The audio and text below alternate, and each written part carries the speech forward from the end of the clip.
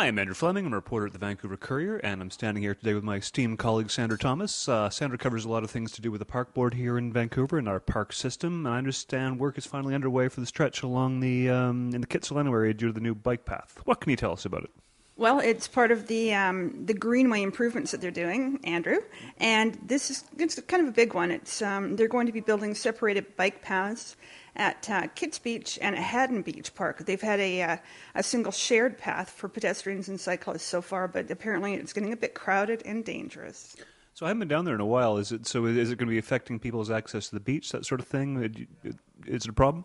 It doesn't look like it. It looks really just like it is a kind of a safety measure. They're even considering putting in some lighting, but because there were some people who disagreed with that, that's been postponed to phase 2.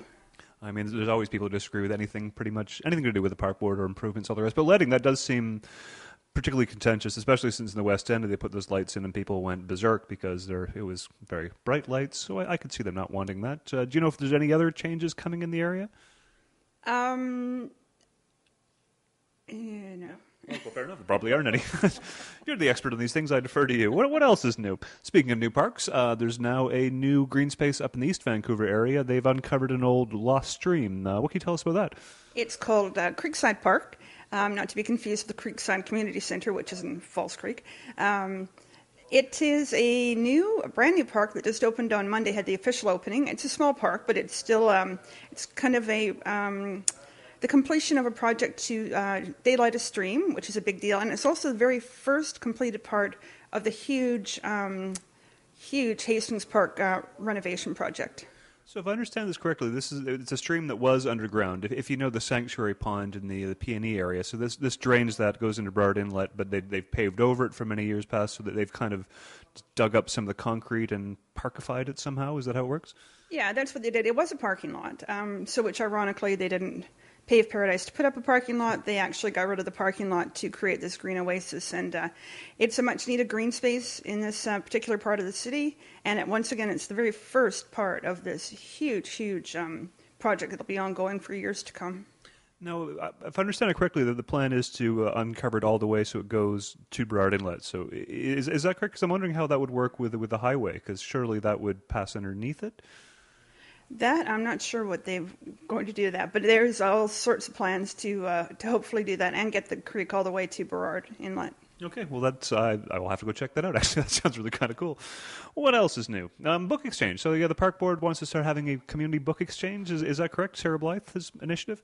Yeah, Vision Vancouver Chair Sarah Blythe, she is really excited about this project. She just completed an epic journey up north to the Northwest Territories, and along the way she saw a lot of instances of recycling and of free programs, and she came back charged with this idea for a free book exchange that could take place in community centres or at field houses, where they have ongoing art projects going on in a lot of field houses right now anyway.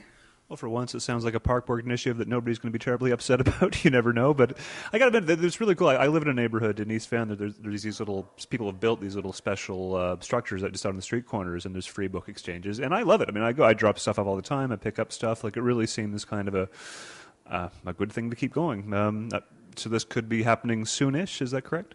I think so. They've partnered up with John Oliver Secondary School, which has been having an ongoing project to build these small bookcases for elementary school students as part of a literacy project. So they're very excited to get on board, too, to help create some book exchange structures. So, yeah, no, people seem to be really excited. The motion goes to the park board October 7th, but I can't see it getting much protest about it because, as Andrew, you just said, there's nothing wrong with a good book. Nothing wrong with a good book. What are you reading right now? I'm reading a British-based murder mystery. All right. So. Well, perhaps you want to bring it in the courier when it's done, and somebody here might want to swap it with you. Absolutely. Last but not least, and I'll let you get back to work. Any news on the lawsuit, the ongoing lawsuit? Again, just a bit of a recap. The number of community centres are going to have taken the Vancouver Park Board to court over the introduction of the One Card, which is this new universal access card that some centres will figure will affect their ability to raise funds and membership, that kind of thing. And is there any news on this? There is some news, Andrew. Actually, what happened was yesterday the 6 associations that are taking the park board board to court, announced that they have a date for the second injunction they filed against the park board. This one is they're trying to get an injunction against determination notices that they were given, and the court date for that injunction has been set for October 22nd. The first injunction regarding the one card, they're expecting the decision to be made on that any day, but probably the beginning of next week. Okay, well, that's thanks for your time, and we'll let you know what happens when next time you're here. All right. No worries. Thank you.